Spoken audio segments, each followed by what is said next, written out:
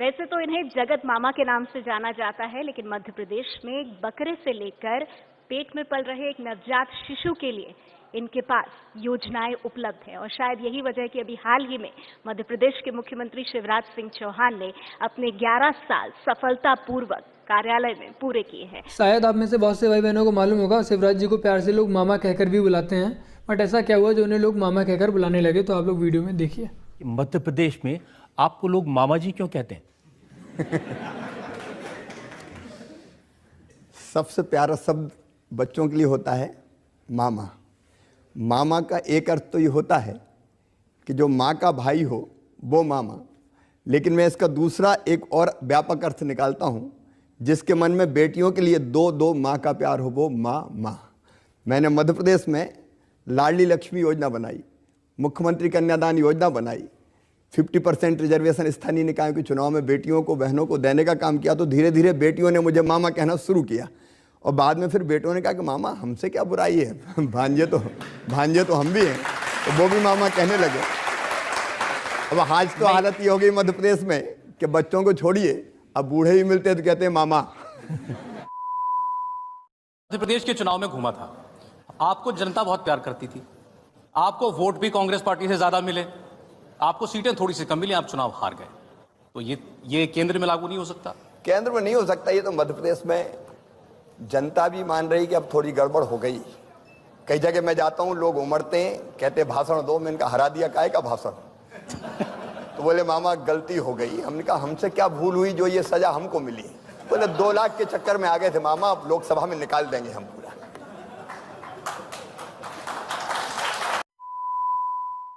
सबसे ज्यादा खबरें अगर हम कहीं की पढ़ते हैं काले धन को लेकर, अफसरों या फिर सरकारी मुलाजिमों की कि यहां से पकड़ा गया, यहां पर रेड पड़ी, तो वो है मध्य प्रदेश। ज्यादातर खबरें वहां से सामने आती हैं। नोटबंदी के बाद वहां पर कैसा असर देखने को मिलेगा? पहले तो सबसे पहले मैं ये कह दूं कि मेरे यहाँ इसलिए आती कि मैं पकड़ता हूं, जो पकड़ेंगे ही नहीं तो मिलेंगे कहां से? कौन सा राज्य में छापे मारे गए? मैंने छापे मारे, लोकायुक्त को अधिकार दिया और ये तय किया कि प्रथम दृष्टया अगर किसी के पास आय से अधिक संपत्ति तो मारो छापे, संपत्ति राजसात करो। हम संपत्ति राजसात करते हैं। आंगनबाड़ी और स्कूल हमने कई प्राइवेट बिल्डिंग्स में खुलवा दिए।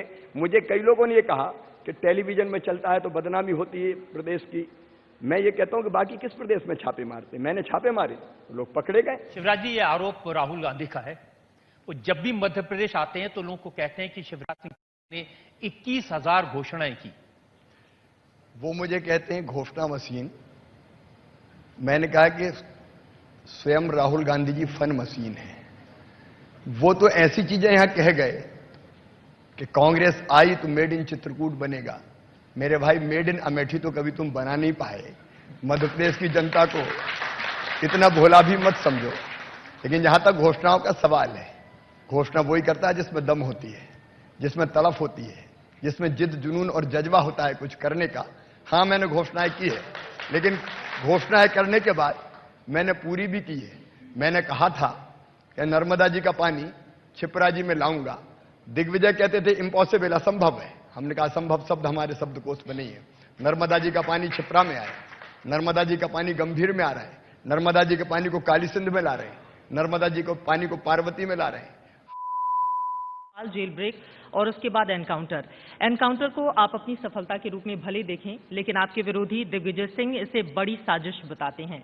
और जस्टिस काटजू ने तो यहां तक कह दिया है कि ये फेक एनकाउंटर है। देखिए, मैं चूंकि ये मामला अभी न्यायालय में भी कुछ लोग ले गए हैं, इसलिए इस पर टिप्पणी नहीं करूंगा। जहां तक दिग्विजय सिंह जी का सवाल है, वो तो बटाला हाउस से लेके कहीं भी कुछ हो उनको फेक लगता है। और वो ऐसे लोग जो राष्ट्रद्रोह तक की गतिविधियां करते हैं, वो उनको अपना दोस्त मानते हैं। तो दिग्विजय जी की बात पे ना तो मैं भरोसा करता और ना पूरा देश भरोसा करता। अब उनके बयान को तो लोग मजाक की तरह लेते हैं और उनकी बात की गंभीरता कहीं रहती नहीं। खत्म। तो क्या होगा सर? एक प्रधानमंत्री बन जाएगा। गठबंधनों की सरकार का असर लोग देख चुके हैं। 96 में भी प्रयोग हुआ था, कहीं की ईंट कहीं का रोड़ा। प्रधानमंत्री ने कुनबा जोड़ा, उसमें से निकले थे देवेगौड़ा। 9 महीना चले, इसके बाद गिर गई सरकार। ऐसी सरकारें करेंगी क्या? लेकिन वो तो ये याद दिलाते हैं कि रोजगार देने में थोड़ा खर्चा होता है, लोगों को पैसे देने पड़ते हैं, रिश्वत देनी पड़ती है। व्यापक का उदाहरण देते हैं। ऐसा है, खिसियानी बिल्ली जब देखो खंबा ही नोचती रहती है।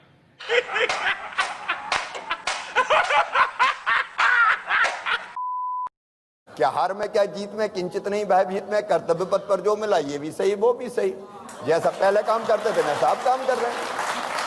एक क्षण नहीं बैठा, 109 और 114 जैसे हुआ, मित्रों का मत दो इस्तीफा, मैंने कहा नहीं मानूंगा नहीं जाऊंगा, इस्तीफा दिया और दूसरे क्षण से ही शुरू हो गया। पहले कलम की ताकत से काम करता था, अब लड़ के जनता की सेवा कर रहा हूं, जहां गड़बड़ होती वहां जूझ जाता हूं, और इसलिए तो लोग कहते हैं टाइगर अभी जिंदा है। यहां आते हैं राहुल गांधी तो मोदी जी को भी बहुत याद करते हैं, कहते हैं चौकीदार चोर है, चौकीदार ने 30,000 करोड़ रुपए अनिल अंबानी की जेब में डाल दिए, मध्य प्रदेश की जनता को समझाते हैं। केवल वो जो आंकड़े बोलते हैं उन्हीं को ध्यान से देख लें तो एक दिन एक आंकड़ा, दूसरे दिन दूसरा आंकड़ा, तीसरे दिन तीसरा आंकड़ा। पिछले 2 सालों में नरेंद्र मोदी जी ने 1,10,000 करोड़ रुपए कर्जा माफ किया है। 10 उद्योगपतियों का 1,30,000 करोड़ रुपए माफ किया, 1,30,000 करोड़ रुपए माफ किया। कि जिस प्रकार सरकार ने 1,40,000 करोड़ रुपए माफ किए, 15 सबसे अमीर लोगों का नरेंद्र मोदी जी ने पिछले साल में 1.5 लाख करोड़ रुपया कर्जा माफ किया है, 1.5 लाख करोड़ रुपया कर्जा माफ किया है, 2.5 लाख करोड़ रुपया। अरे कहना क्या चाहते हो? 2.5 लाख करोड़ रुपया हिंदुस्तान के 15 सबसे बड़े उद्योगपतियों का माफ किया जा सकता है।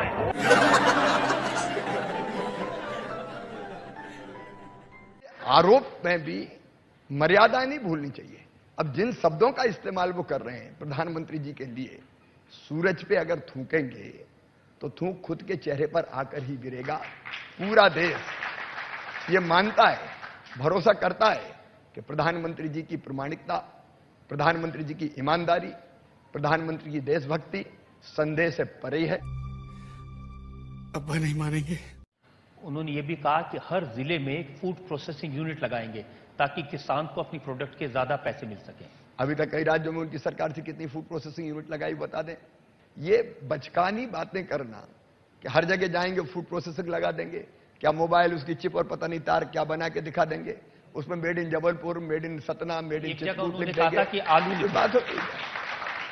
मशीन में से आलू बनाएंगे। अब मशीन में से आलू बनाएंगे। अब कई लोग ये कहते हैं उनको यही पता नहीं कि मशीन आलू में होता है कि खेत में होता है, जमीन के नीचे होता है कि ऊपर होता है। रटी रटाई बातें करते रहते हैं। मैं तो गुजरात से सुनते चला रहा हूं, एक जैसा भाषण देते रहते हैं, एक जैसा भाषण। जो अध्यक्ष ने मेरे तय कर दिया अक्षर से उसका पालन करूंगा। और अध्यक्ष जी ने आपसे कह दिया जाके अपने मित्र दिग्विजय सिंह के सामने भोपाल में लड़ लो। भिड़ जाएंगे, क्या दिक्कत है? हम तो राघवगढ़ लड़े आए भाई, उनके घर में घुस के लड़के आए हम तो, क्या दिक्कत है? कांग्रेस के जमाने में क्या होता था, जितनी भर्तियां होती थी उतनी भर्तियां बिना लेन देन के नहीं होती थी। अगर शिक्षाकर्मी की नियुक्ति होनी, कौन करता था शिक्षाकर्मी की नियुक्ति? कोई व्यवस्था थी क्या? जनपद के लोग सीओ मिल मिला के अपनी भर्ती कर लेते थे। पटवारी की भर्ती होती थी, कौन करता था? कलेक्टर करते थे, डिप्टी कलेक्टर करते थे। पुलिस की भर्ती होती थी, कौन करता था? कांग्रेस के राज में चिट जाती थी लिख के पर्चियां कि किसका होना और किसका नहीं होना। कौन करते थे भर्ती? सीधे एसपी करते थे, आईजी करते थे, चुन चुन के जिनका होना था हो जाता था। मैंने एक व्यवस्था बनाई कि ये नहीं चलेगा, मैंने एक व्यवस्था बनाई और उस व्यवस्था में अगर थोड़ी सी भी गड़बड़ हुई और गड़बड़ी 0.001% है तो कार्रवाई की। आज बहुत सारे साधु संत आए थे, वो कह रहे थे कि हम बड़े नाराज हैं, अब हमारा आशीर्वाद शिवराज सिंह चौहान को नहीं मिलेगा। अब कौन से आए थे मैं नहीं कह सकता। अब आप उनको ठीक करेंगे जिन्होंने कहा? नहीं, मैं किसी को ठीक नहीं करता। मैं तो भगवा वस्त्रधारी को प्रणाम करता हूं दूर से, करूं प्रणाम जोर जुग पानी। इससे ही आप अंदाज लगा सकते हैं कि शिवराज विरोध में कितनी अंधी है कांग्रेस। उनके दिमाग में एक ही चीज है, मैं कहता हूं गरीबी हटाओ, वो कहते हैं नहीं शिवराज हटाओ। मैं कहता हूं गरीबों के पक्के मकान बनवाओ, वो कहते हैं शिवराज हटाओ। मैं कहता हूं 1 रुपया किलो गेहूं चावल दिलवाओ, वो कहते हैं शिवराज हटाओ।